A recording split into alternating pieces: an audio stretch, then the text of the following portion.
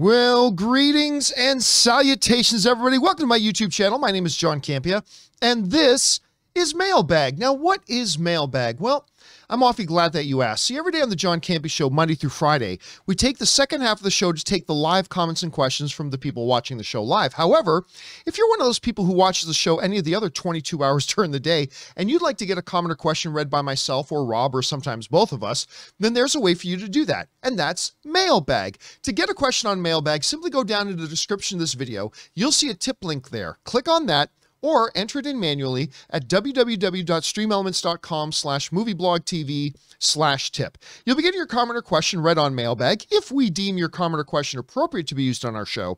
And of course, you'll be supporting our channel at the same time. And all of us involved with the John Campea Show, thank you guys so much for your support. And today is Friday. Congrats on making it through to the end of another week, guys.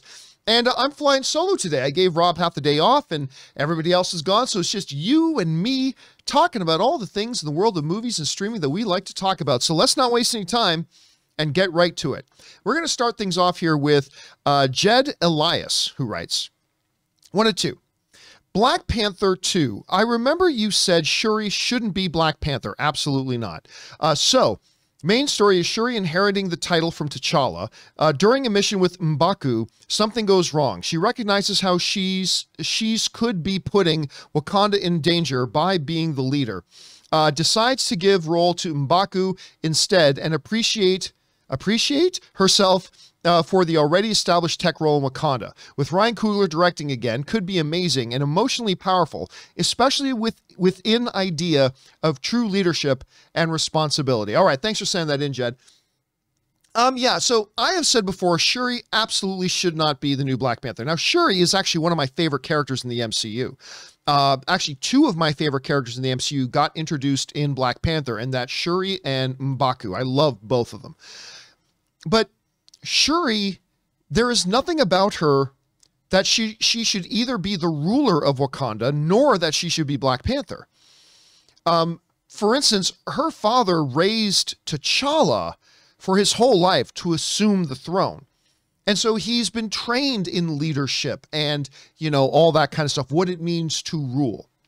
Shuri, on the other hand, who is the smartest character in the MCU, she lives in a lab. She has no respect for the traditions of Wakanda. Remember, M'Baku, he was even incredibly angry at the ceremony when it says, you have this child who doesn't even respect our traditions. She doesn't know anything about our culture or our ways. There's nothing about her that should be the ruler of Wakanda. There's especially nothing about her that should be Black Panther, right? She doesn't know how to fight. I mean, yeah, she can put on the laser hand rocket things, but she does not know how to fight. So she can't be really either of those. And so, and not to mention, in Wakanda, there is a, law or tradition that you got to earn it by combat. And if she goes in there and tries to fight pure hand-to-hand with M'Baku, or any of the other who would lay claim to the throne, it would be very difficult.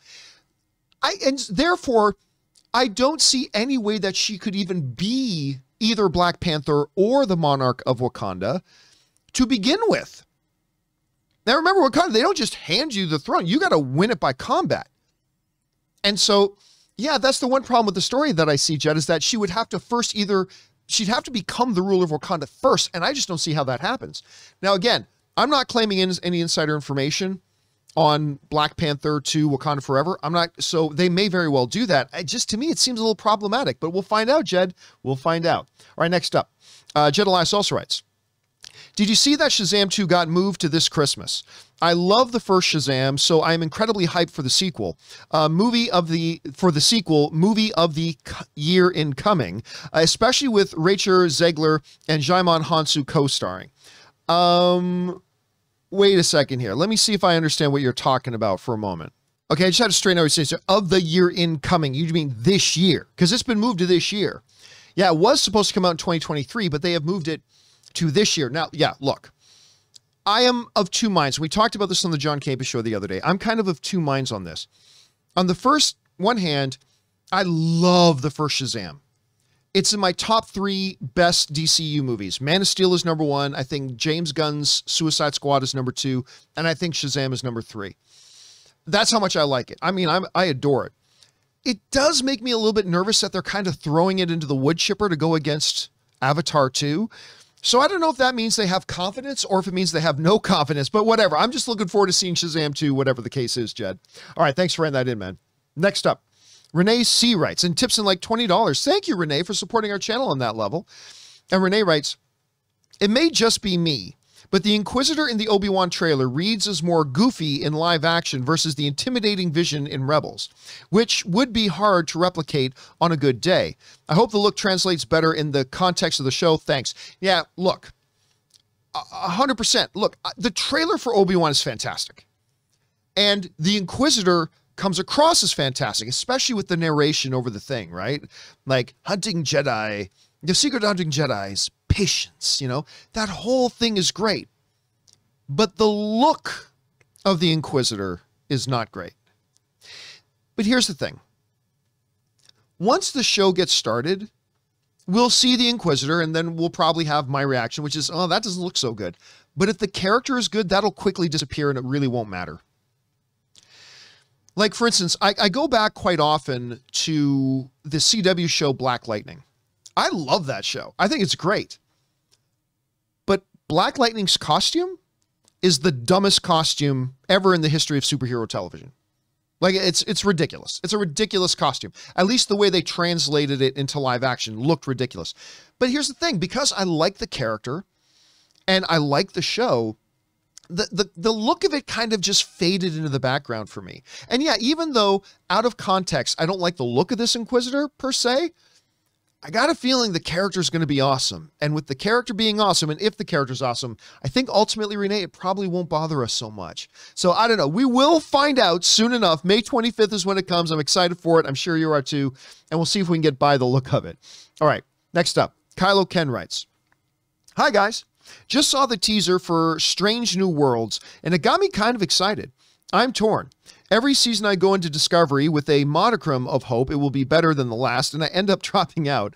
I enjoy Picard. Should I allow myself to get too excited? All right. So for those of you who don't know, Strange New Worlds is the new Star Trek show coming to Paramount Plus. And it takes the crew of the Enterprise that we saw in Discovery, and now it's their own show. And I thought the trailer was great. Hell, even Rob, who hates all things new Star Trek, even he thought the new trailer for Strange New World looks pretty good. I personally thought it looked great, and I'm excited for it. Now, I personally like Discovery. It's not like one of the best shows on TV to me, but I like Discovery. I really like Picard. Like, I'm with you on Picard. I really, really like it. Although I have not seen episode 2 of season 2 yet. I've only gotten through the first episode this season. But yeah, I think we can get excited about Strange New Worlds.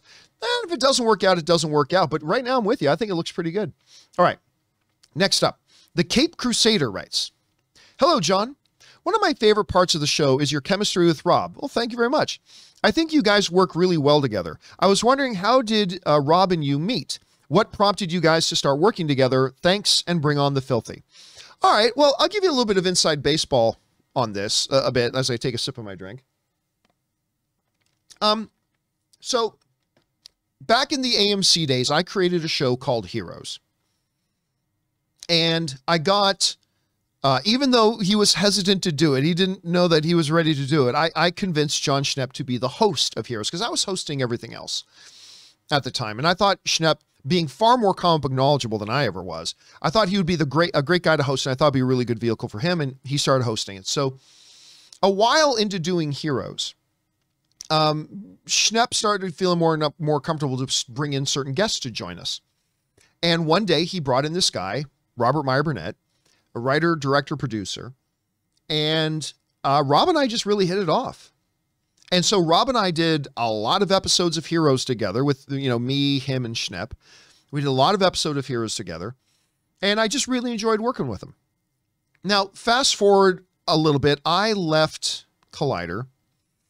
And after the big man himself, Schnepp, passed away, for whatever reason, and I'm not going to go into behind the scenes drama or anything like that, but Collider, they just started to separate themselves from Rob. I mean, again, I'm not going to go into the behind the scenes drama, but so I got a hold of Rob when I found out that he was having to put up with a whole bunch of drama over there. And I just simply said to him, I said, look, if it's not working out there, I'm doing my own, I'd been doing my channel for a little while. I said, I think you and I work really well together on camera. And would you want to do my show with me?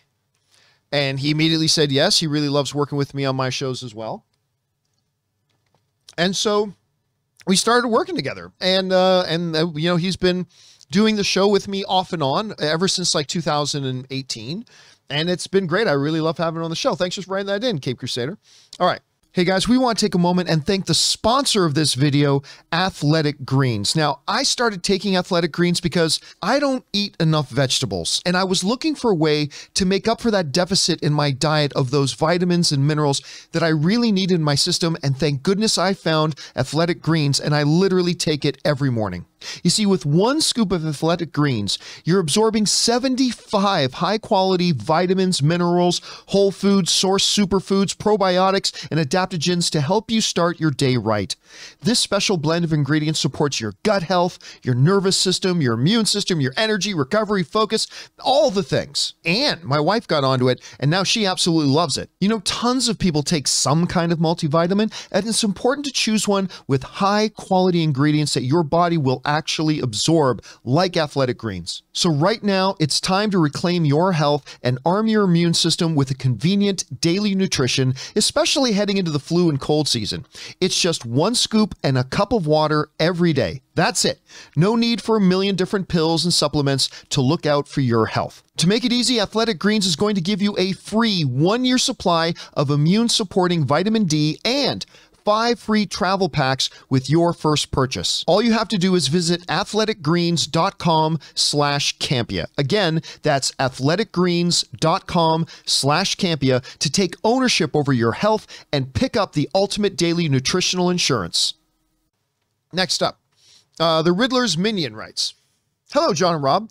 And obviously it's just me today. Why do some shows have different directors per episode, especially shows like Peacemaker that are the brainchild of a certain creatives like James Gunn or Favreau for Boba Fett? Why do they have other people direct certain episodes? All right. So to be clear, Riddler, it's not some shows have different directors. The vast majority of shows, it's rare that like one director will do an entire season of something. Right? It's not common. It happens a little bit more nowadays now that TV shows don't know how to make real full-length seasons and we get shows that are like 6-episode seasons. But anyway, for the most part, it is the vast majority of shows use multiple directors for their shows and over the season. The two main reasons for that are this. Number one, the big difference between a movie and television is that in movies, the director is the main creative force. And so, right? But that's not the case in TV. In television, the main creative force is the showrunner and their writers. Those are the main creative forces behind a TV show. And what happens often is this. Think of an 18-episode season, right? That's 18 stories you're telling. And so what happens is, while you have a director working on one episode, the writers have like episode 5 already written. Well, while the director of episode 1 is working on episode 1 and shooting and all that kind of stuff, the director of episode 5 is already at work making certain creative decisions, picking certain locations. The director of episode 5 is already hard at work working on episode 5, as is there a director for episode 4, and there's a director for episode 3. And that way, a show can run really a lot more smoothly so that a director is really focusing on the episode that they're directing. Now, it's not impossible to have one director do it all. We've seen it happen. I mean, it's happening right now with the Obi-Wan show, right? Deborah Chow has directed the entire season. But for the most part, traditionally, because it's the writers who make all the creative narrative decisions about the stories, and the directors literally then just focus on directing the episode, they can get to work on doing their stuff before they're ready to start shooting it in advance. So it just makes so that the moment they're done shooting episode 1, the next director has everything ready to go, ready for episode 2. Just bring the cast in and they're ready to go. And so those are the two primary reasons why the majority of shows have multiple directors for single seasons. But again, now that seasons are so short, they're able to have a single director on it a little bit more. All right, next up. Mark writes, man, that Obi-Wan trailer was awesome. I agree. I cannot wait for this show. Do you think Hayden Christensen will be in the Darth Vader suit, or will he only be in flashbacks? You know what? That is a very good question, and one I was wondering myself. Because Vader is very tall. Like, Vader is taller than Hayden Christensen. So, I'm not sure. Like, I think we're not just, like, yes, I think there's going to be some flashbacks. But I also think we're going to see him without the mask on. But then there's going to be a lot of times where we just see Vader in the mask. And I don't know that this is the answer. I'm just guessing. But my guess is I think a majority of the time it's not going to be Hayden Christensen in the Darth Vader suit. Just like in Mandalorian, 90% of the time, Pedro Pascal's not the guy in the Mandalorian armor. It's usually somebody else. And Pedro Pascal just does the voiceover work and then comes in when his helmet is going to be off. So I have a feeling that's what they're going to do with Vader. Again, Mark, I don't know that that's true. I don't know that that's actually the answer, but that's kind of my guess right now. We'll see if that turns out or not. All right. Mark also writes, hey, John and Rob, the first trailer for Star Trek Strange New Worlds just dropped yesterday. Had you had a chance to see it? And we just talked about that a minute ago. Yes, I have, and I really like it. I mean, seeing Anson there with the full beard and stuff like that, I thought he was a great Captain Pike, by the way. I loved his character when they were in Discovery. And so I'm actually really quite excited to see that whole crew come over. And I think this trailer looks really solid. Whether the show is solid or not, we'll find out. All right. Weird Pastor's Kid writes, I am 30 years old, but my parents raised me on the classics. I always thought Cary Grant was the most versatile actor of that era.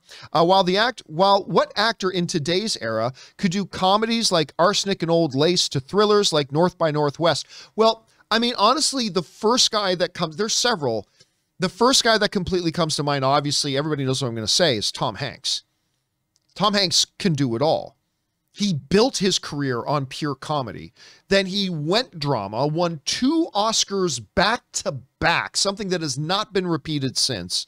Won Best Lead Actor back-to-back at the Academy Awards for Philadelphia and Forrest Gump. Numerous nominations otherwise, and he just can do it all.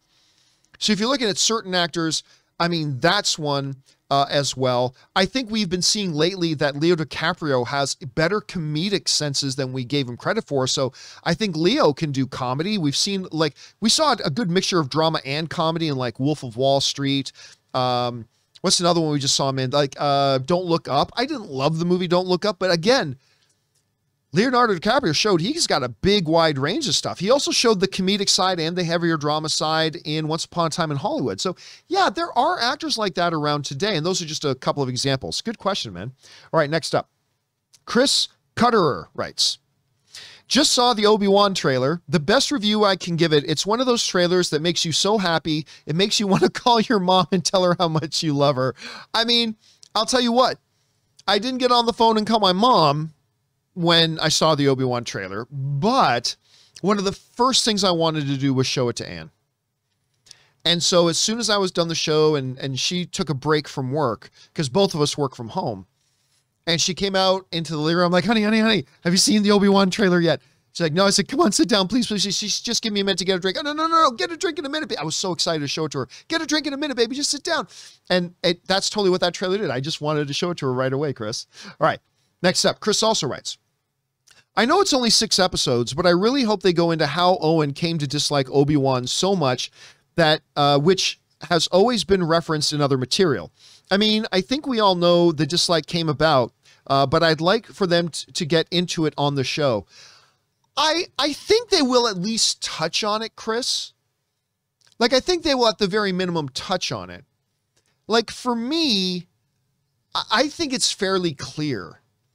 I think once they took in Luke and Obi-Wan gave them Luke and they took him in, I think they very quickly became, as parents will, they became attached to him as their child. Even though he refers to them as Uncle Owen and Aunt Beru, but for all intents and purposes, they are his parents. And I think probably at some point, maybe Obi-Wan might have let on to Owen Lars that at some point this child is going to have a destiny fulfill out there in the stars. And like parents are like, hell no. No, he's staying here where it's safe. This is, and that's probably where I got that from. I mean, it's not like, I don't know that Uncle Owen hated Obi-Wan, but he didn't want Luke going around him because he didn't want Luke to be taken away, to be put into harm's way. At least that's the way I always pictured in my head. Whether that's the case or not, we'll find out. All right, next up, Chloe Fanning writes, seeing as Tom Cruise and Steven Spielberg originally wanted to do at least 3 movies together, whatever happened with that? I really enjoyed their take on War of the Worlds, and Minority Report was also good. Their War of the Worlds is a top movie for me. I'm going to disagree with you on that. I mean, don't get me wrong. I don't dislike War of the Worlds. I like War of the Worlds. I go to Universal Hollywood all the time and we do the Universal Studio Tour. And they always take you to that scene where the crashed plane is down in the neighborhood. They always take us through that scene. I always love that. But yeah, I mean, honestly, I vastly prefer Minority Report. But hey, the thing is, a lot of people in Hollywood want to do a lot of things. Somebody like Steven Spielberg and somebody like Tom Cruise, with the schedules they have and the movies that they're doing, it's not like trying to arrange dinner. It's like, man, we got to catch up. Yeah, let's grab dinner. Let's go over to Antone's Steakhouse next week. Yeah, I got to, it's not as easy as that. It's like, hey, when do you have a 4-month open chunk of your calendar available? And that becomes really tough. That becomes very tough. And even then, Spielberg might come up with a movie he wants to do and then realize, Cruise is great, but he's not quite the right guy for this movie. Or Cruise may have an idea for a movie he wants to produce and do and think, Spielberg is the greatest of all time, but this isn't really his kind of movie or something like that. So it really could be one of anything too when you really think about it. All right. Thanks a lot for that, Chloe.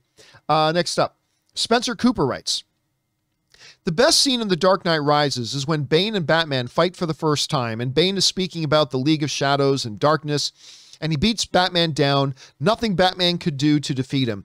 I mean, it's a great scene, and it's a scene that a lot of us who read the Nightfall series have very much been looking forward to. If you read Nightfall, you know that Bane is also a complete mastermind. And he has been putting basically Bruce Wayne, he figured out that Batman was Bruce Wayne. Not many people in the comics have been able to do that. Bane did. And then he put Bruce through a long, tumultuous ordeal after ordeal after ordeal, breaking him down mentally and physically, and then confronting him one-on-one.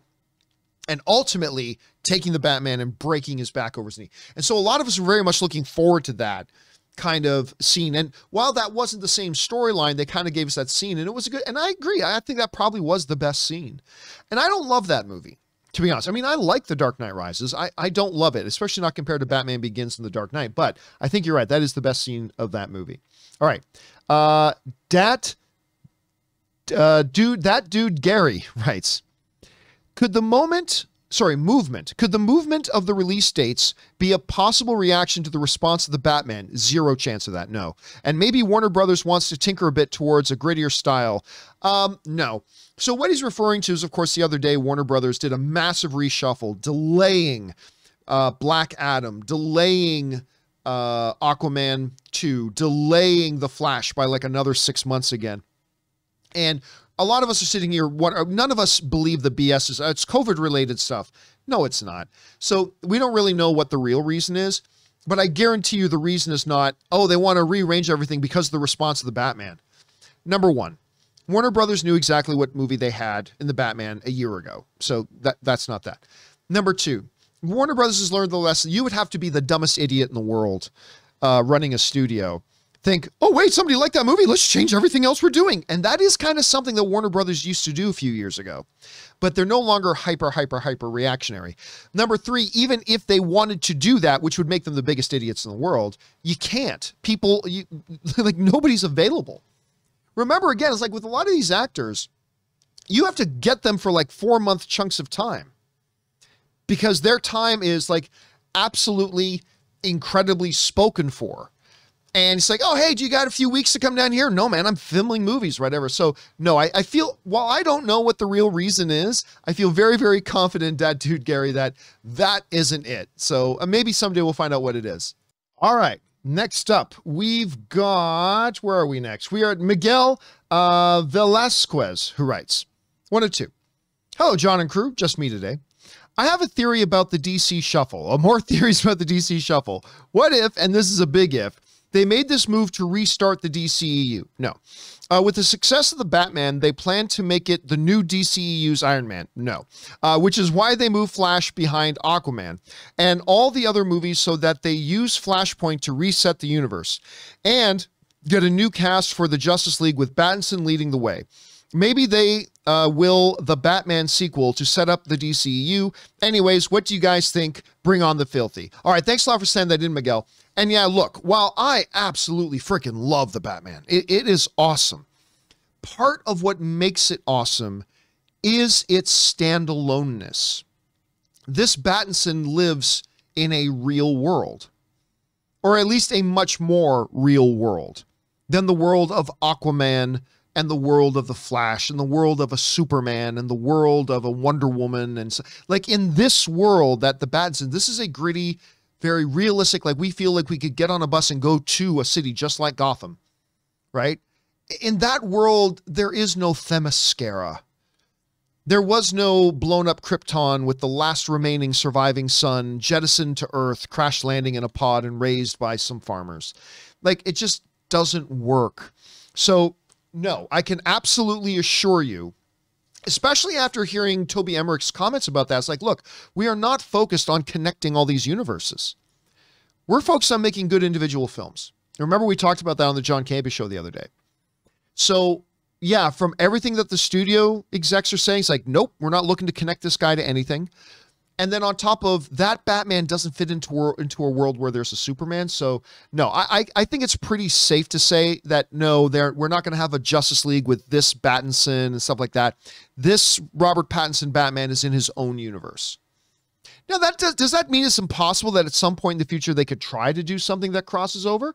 No, I mean, they could, but it really seems out of the realm of possibility right now. But we'll see what transpires, Miguel. Thanks a lot for writing that in, man. Appreciate that. Okay. Next up, we've got Thomas LePage, who writes, hey, John and crew, loving the show. Thank you so much, man. I can see why it is a hit and miss, but my God, do I love Man of Steel, and I'm so glad you appreciate it too. It's one of my all-time favorite superhero films. Hell, it's probably my top 20 favorite all-time films, period. And it's absolutely the most underrated comic book film of all time. And I'm so glad you appreciate it too. Where does Michael Shannon's portrayal of Zod stand in your overall comic book movie villains? Yeah, Michael Shannon playing Zod is deep and profound. And it's not just Michael Shannon, it's the script as well, and the way Zack Snyder decided to use that character and direct it. Because at the end of the day, Zod is multidimensional and multi-layered. Because when it's all said and done, while he was a brutal man, and while maybe he lacked a moral compass, when it all comes down to it, Zod wanted nothing but to protect his people. Zod wanted to protect Krypton. And when Krypton was, for all intents and purposes, gone, all he wanted to do was restore Krypton, to protect his people, to bring back that culture that he was a part of, to give new life to that civilization. That's all he wanted to do. Of course, he was willing to sacrifice others, particularly us on Earth. He was willing to sacrifice all the lives on Earth in order to do it. So he's one of those multidimensional characters that I just love. And I put him in the conversation with, like, Heath Ledger's Joker. I put him in the conversation with the Thanos. Like, I think Thanos might be a little bit better of an overall villain, but I put him in that same conversation. I honestly think he is one of the great comic book movie villains we've ever had. I say definitely top 5. And maybe high in the top 5. Like, he's absolutely phenomenal, and that's why I think so on that level. All right, thanks a lot for writing that in, Thomas. Next up, Justin Danford writes, Part 1. Forgive me for I have sinned and thought up my own version of the Batman 2. Okay, here we go. Basically, it's Die Hard meets Shutter Island in Arkham Asylum. You know, Rob was bringing up something like that the other day. Die Hard meets Shutter Island in Arkham Asylum. It's a hostage situation, horror/thriller, that Batman infiltrates and is ensnared in. But what is real? Inmates run the asylum. He encounters Mad Hatter or Scarecrow, who make him question reality as he navigates the maze of Arkham. He is confronted with his dark mirror, Man-Bat, Clayface, and other horrors that otherwise would not fit the Reeves-verse. Who is Bruce Wayne really? Is the Batman persona even real? What is really going on at Arkham, and by who? Surprise, hostage/warden Hugo Strange, operating under the Court of Owls, orchestrates the whole thing to capture the prize study subject, the Batman. The Batman was about who Batman is. Batman 2 can be about who Bruce Wayne is. Batman 3 can be about the true identity and soul of Gotham, with Court of Owls at the center and maybe Joker running around frustrating both sides, an agent of chaos. All right, thanks a lot for writing that in, Justin. And yeah, listen, there have absolutely been theories and speculation and ideas and pitches abounding about what they could do with Batman 2. And a lot of stuff is centered around Arkham. I don't think anything about Batman 2 will center around Arkham, because with Matt Reeves saying that they're having an Arkham kind of centered HBO show coming, I think that kind of takes that out of the running. Also, I got to say, the way you're describing it sounds more like a video game. Like everything you just talked about stages in a video game, and I don't know if that plays out well in a full 3-hour movie, but I'll tell you what, there's a 3-act structure in there.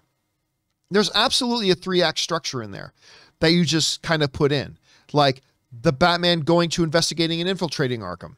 Then the trials and tribulations of Batman while in there at Arkham. And then the 3rd act coming to the culmination, realizing it's really about Hugo Strange and the Court of Owls, and then the resolution of that story. There's a perfect 3-act structure there. So who knows, Justin, maybe that's the direction they decide to actually go in.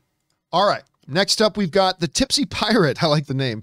Who writes, "Hey, John, I was always disappointed we never got the promised sequel to Dark City with Rufus Sewell.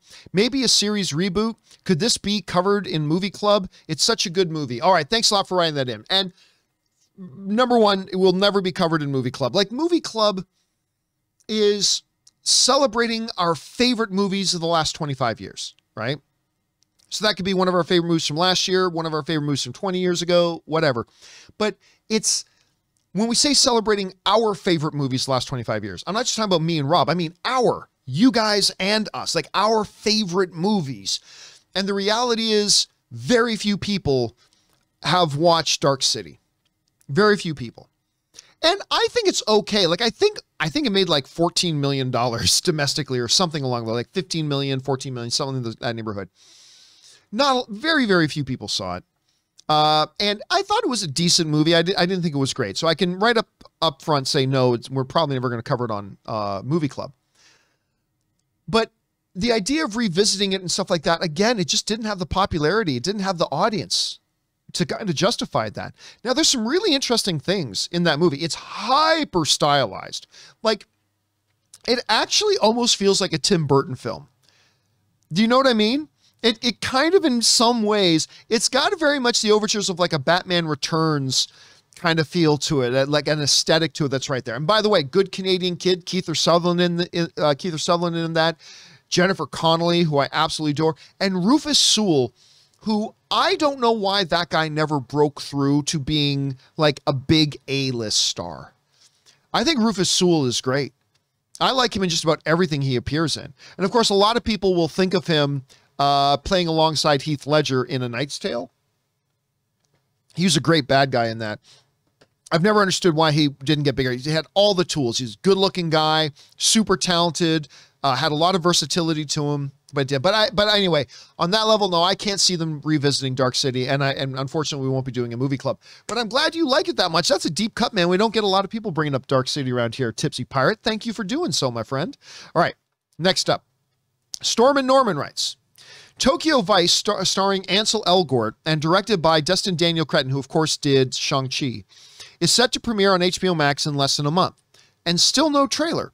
Am I the only one excited for this series?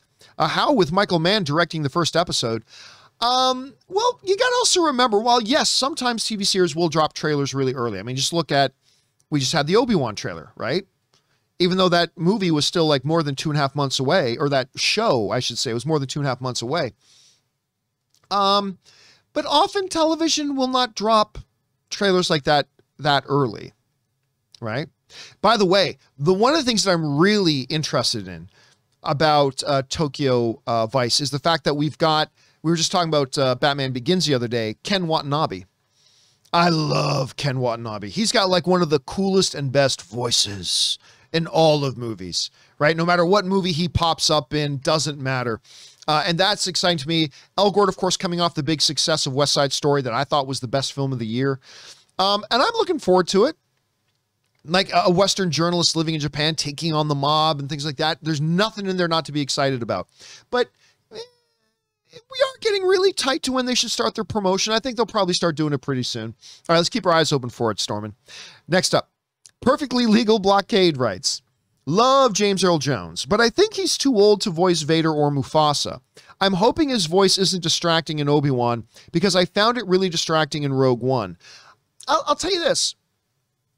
I'm not, maybe I just missed the announcement. I'm not even sure he is voicing Vader in Rogue One. I'm not even 100% sure about that. Maybe he is, maybe he isn't. And I agree, his voice has changed.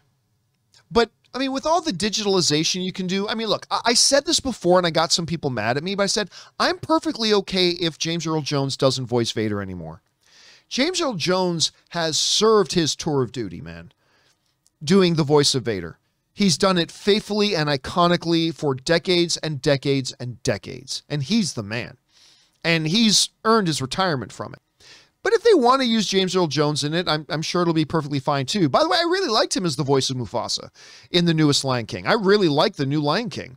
F everybody. I don't care what anybody else says. I love that new Lion King. I thought it was great. Not as good as the original, but I loved it anyway. And part of the reason for that was the voice of James Earl Jones. So I am totally fine if they want to use James Earl Jones again. I'm okay with that. But I'm also totally okay with the rest of us tipping our caps and saying, well done, sir, for the decades of giving us that iconic voice in that iconic character. And it's totally okay now if somebody else takes up the mantle. So I'm good either way, perfectly. I'm good either way. All right. Ian Highland writes, hey, John and crew. With the new Obi-Wan trailer, they show the live-action version of the Grand Inquisitor. What are your thoughts on the appearance? And do you think people overreact on live-action adaptations? I personally like the Pinhead vibes. Hey, listen, I was saying a little bit earlier, Ian, that, yeah, I'm not a fan of the look.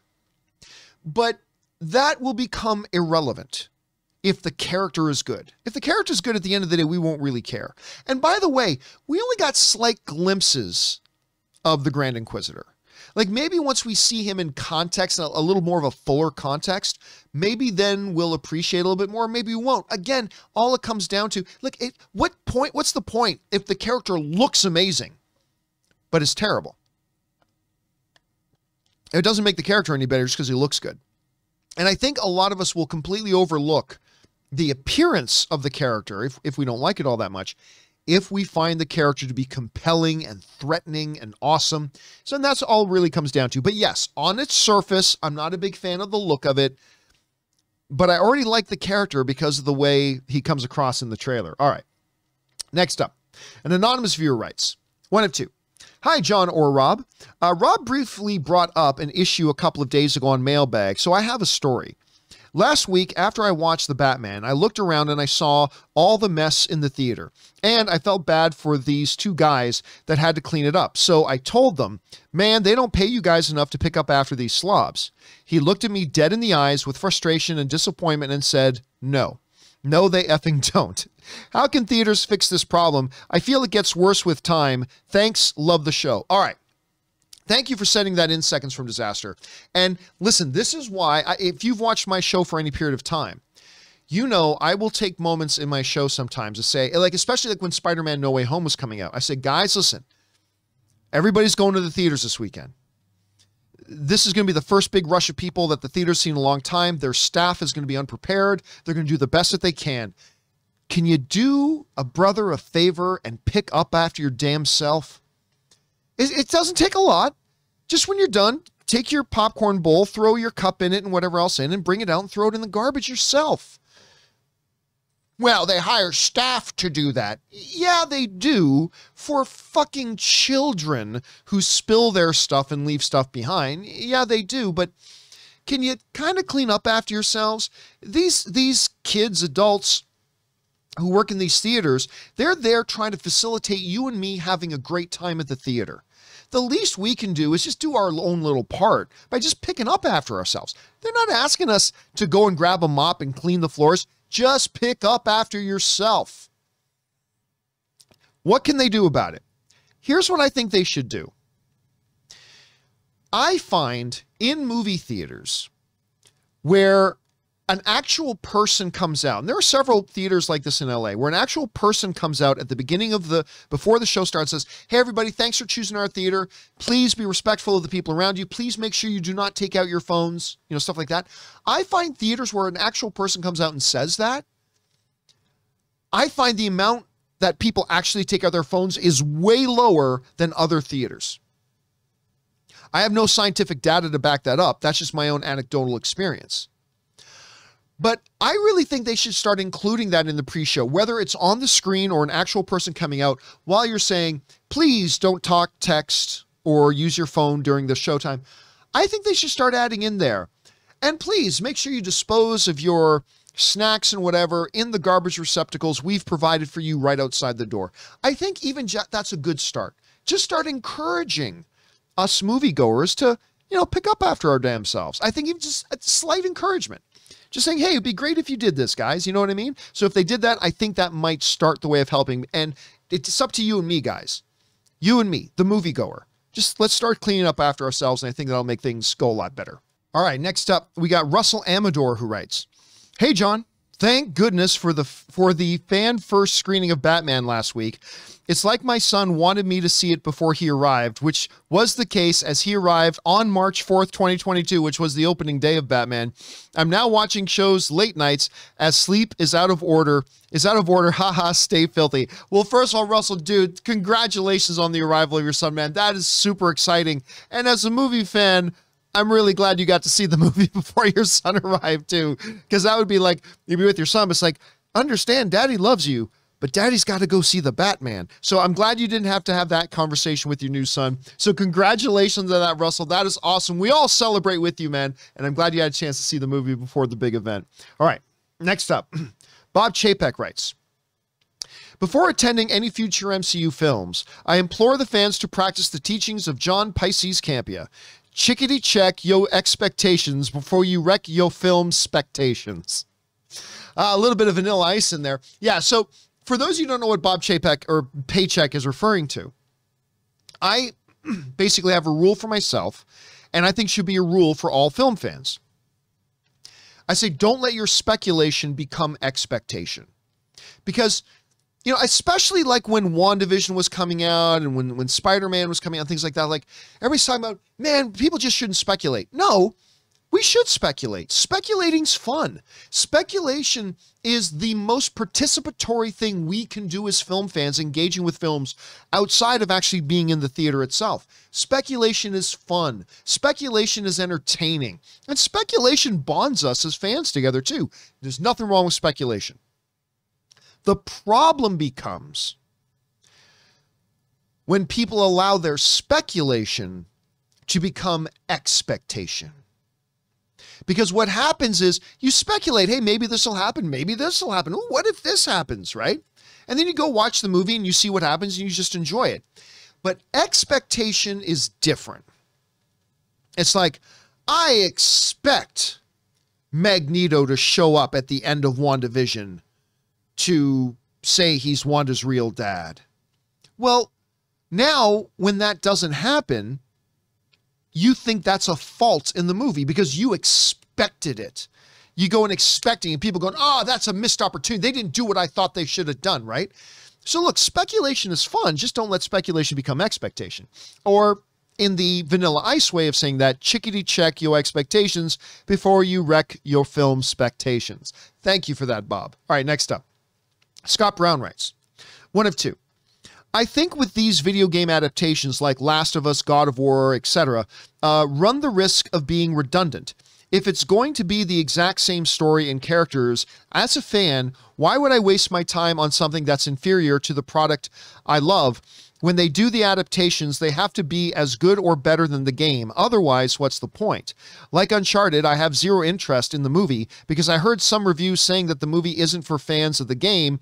They need those fans. All right, let me talk about that for a second.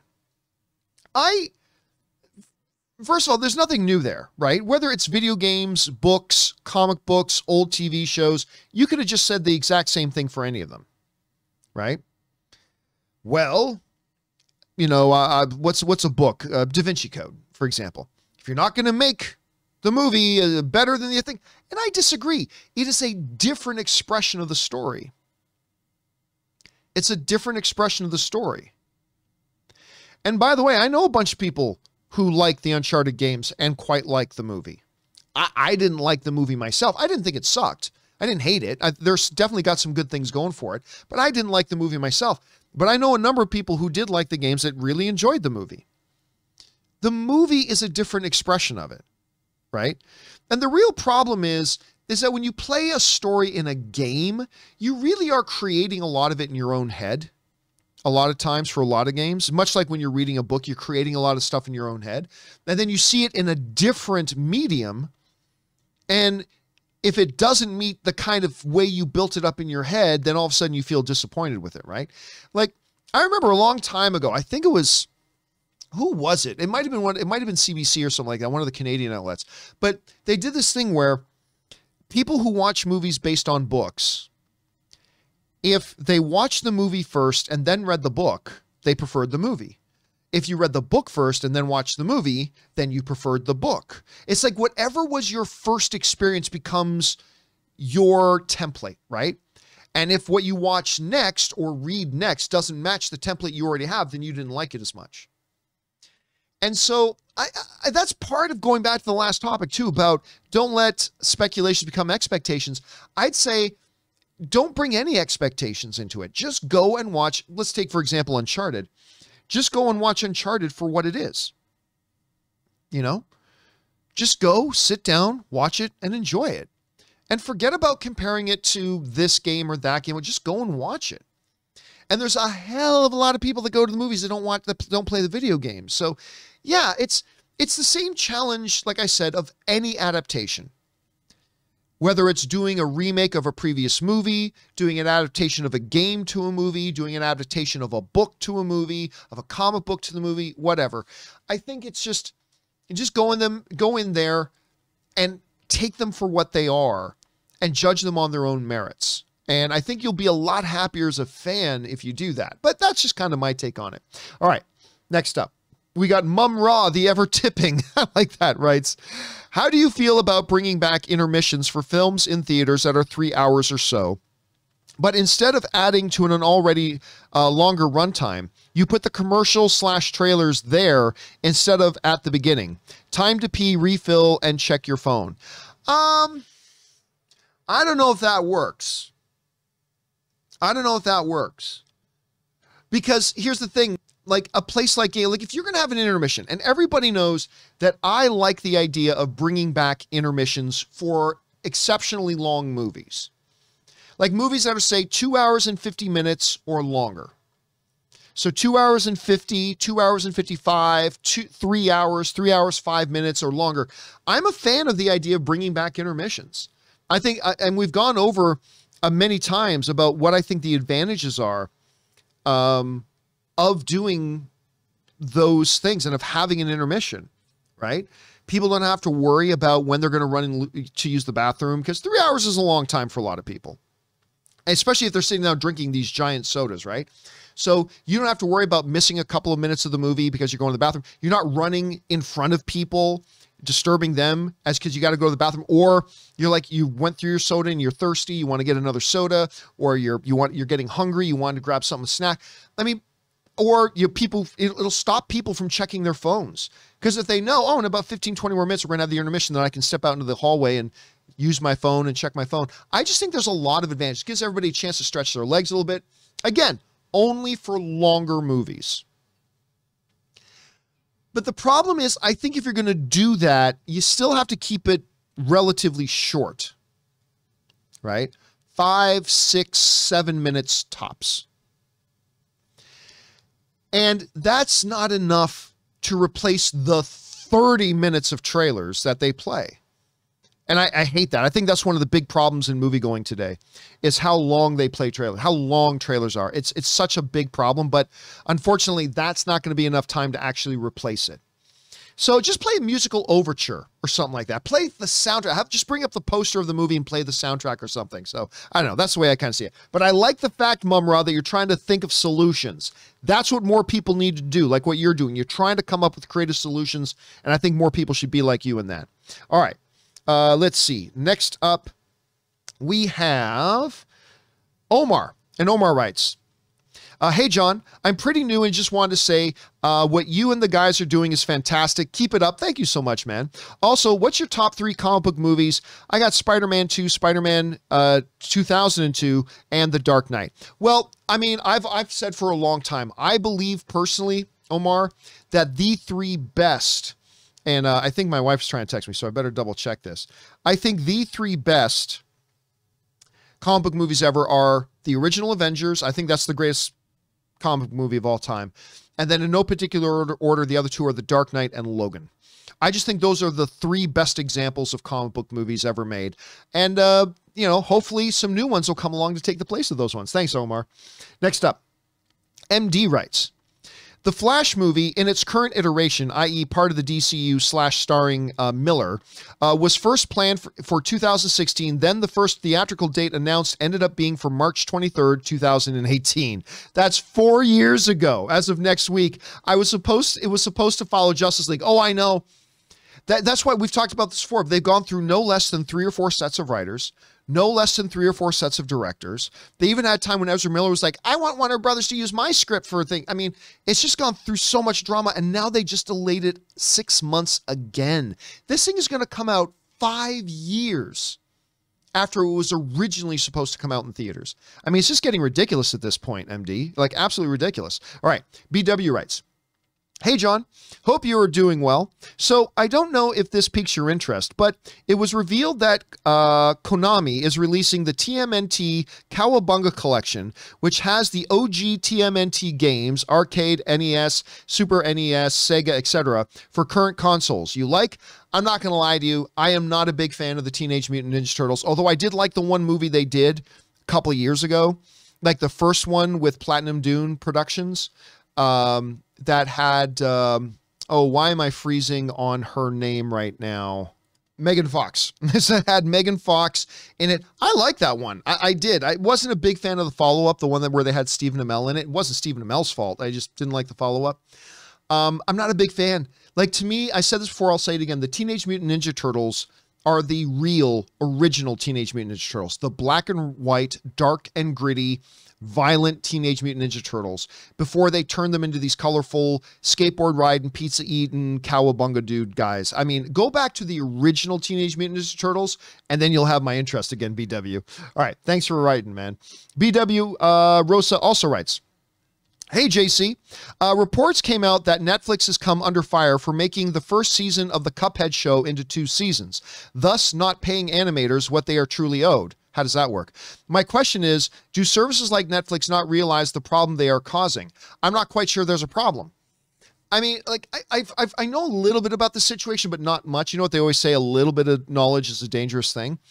But first of all, I don't think it's ever been confirmed that they just turned 1 season into 2 seasons. Like, it's very well they could have ordered X number of episodes, but those number of episodes maybe was always meant to be 2 seasons. Whatever. The issue to me is, and again, I say this as somebody who does not have a thorough understanding of the current situation, okay? I just know a very surface level stuff about the situation. But my thought, which could be easily refuted if I'm given more information, my thought right now is this. If you were contracted to do, let me pull a number out of my ass, to do 24 episodes. If you were contracted to do work on 24 episodes, and you did work on 24 episodes and you got paid for 24 episodes, then I don't see why you should be paid more if the person who paid you for those 24 episodes decided to release 12 now and 12 later. It didn't change the amount of work you had to do, right? Unless I'm missing. And again, I'm admitting here, I only have a very basic understanding of this whole situation that's going on with Netflix and Cupheads. But again, my thought is just, if they got contracted to do X number of episodes and they got paid to that number of episodes, then what difference does it make if you got paid for 24 episodes, if Netflix releases it as a 24 episode season, as 2 12 episode seasons, or as 4 6 episode seasons? How is that any different? You got paid to make 24 episodes and you got paid. So, and again, if there's probably some information out there that I'm not privy to right now that maybe would totally change my perception, but that's my perception just off the top of my head. But again, I'm not willing to die on that sword because I just know too little about the situation. Thanks for bringing it up, BW. All right.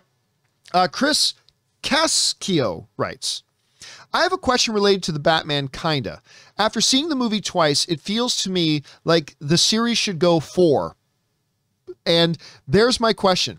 When do you decide how long you want your series to go? And why do most of the time it ends at 3? Well, I mean, here's the thing. Most movies get 1. Some movies get a sequel. Some get a third.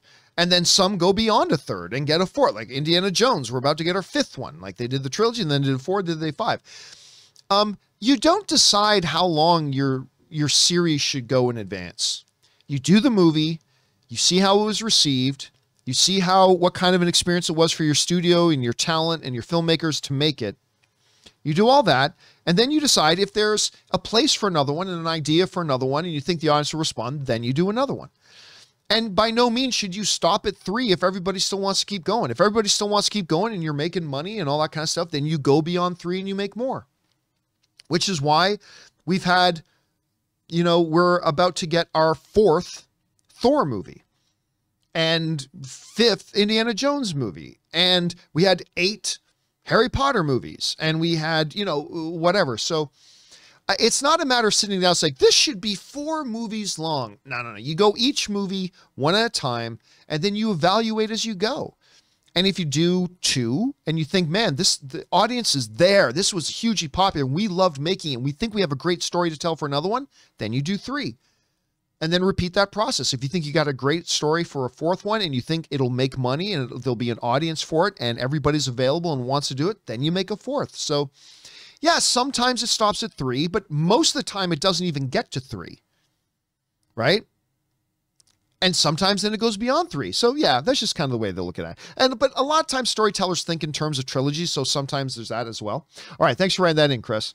Next up, Artie writes, hey, John and crew. The Hollywood Reporter just reported that Michael Giacchino is set to direct the as-of-yet untitled Marvel Halloween special for Disney+. We talked about that a bit on the John Campea Show this morning. This sounds really exciting to me. What are your thoughts, and bring on the filthy? Well, I mean, I think it's great that I can't remember the last time I heard that a full-blown Hollywood composer was just going to step in and do it and direct. I can't think of the last time I heard that, if I've ever heard that. So, but I'm not going to say I'm excited for it because I have no idea if Giacchino can direct or not. I have no idea. But it's very interesting. It's absolutely interesting, Artie. You'll see if Michael Giacchino can be like a full-fledged double threat, that he becomes he is one of the greatest composers in the business today. If he can become a great director as well, that'll be interesting. All right. Few Guy Fan writes, hey, John, or River, or both. You probably meant to write Rob. Did you guys hear about Sean Levy directing Deadpool 3? Pretty exciting. What are your thoughts? I think it's fantastic. I'm sure we'll talk about it more on the John Campea Show on Monday. But when you watch, to me, when you watch Free Guy and you watch The Adam Project, to me, you are seeing kind of Ryan Reynolds at his best, like doing the type of characters that he likes to do, right? There is obviously a great synergy and shorthand between Sean Levy as a director and working with Ryan Reynolds as a talent and a performer. And of course, they're both producers and all that kind of stuff as well, but they clearly work very, very well together. And I loved Free Guy, and I quite enjoyed The Adam Project. And I'll tell you what, I was actually, after watching The Adam Project, I remember thinking to myself, I would really like to see Sean Levy direct Deadpool 3. I think these two, I think Ryan and him clearly work really great together. I would love to see this. And it was no more than a few hours later that I look at my phone and see Sean Levy is directing Deadpool 3. So I'm thrilled about it. Again, we'll probably talk more about it on the John Campea Show come Monday. So keep your guys' eyes on it. But again, it's all about the dynamic and the chemistry. These two guys have shown they can work together great. They have produced really good, entertaining films for especially Free Guy. And I think they're going to be able to carry that over into Deadpool 3 really well. So I'm very, very excited about that. All right. Next up and final question of the day comes to us from an anonymous viewer who writes, "Hello, John. I follow all your videos on YouTube and I really like them. Thank you so much for that. I appreciate that. I recommend you guys check out RRR, which is directed by S.S. Rajamouli, an Indian director who also directed, let me see if I can say this right, Bahubali, which is the biggest Indian movie of all time." Well, thank you for that. I'll be honest with you. I'm not really connected in with a lot of Bollywood film. I remember when I was still working at AMC, we had AMC Independent, but they were also working really hard at doing a lot of Bollywood films in a lot of our AMC theaters. And when that was happening, me and Schnepp would go and watch a couple of these Bollywood films. But I got to admit, I don't have a lot of time. Like, I'm so far behind on so much television. I'm barely able to keep up with the movies. And then really struggle. I don't keep up with the TV shows. And so I don't have a lot of room on my plate for other stuff. But hey, listen, if the opportunity avails itself, Anonymous, for me to check it out, I will probably give it a shot. All right, guys, that'll do it for this installment of Mailbag. Thank you so much for being here and making this show part of your day. Big special thank you to all you guys who sent in those comments and questions. Number one, because you gave us great fun things to talk about. But number two, you supported this channel as you did it. And all of us involved with the John Campea Show, thank you guys so very much for your support. All right, guys, don't forget the John Campea Show returns again on Monday. Make sure you subscribe to this channel, like it, and yeah, all those good things too. So thanks a lot for being here, guys. My name's John Campea, and until next time, my friends, bye-bye.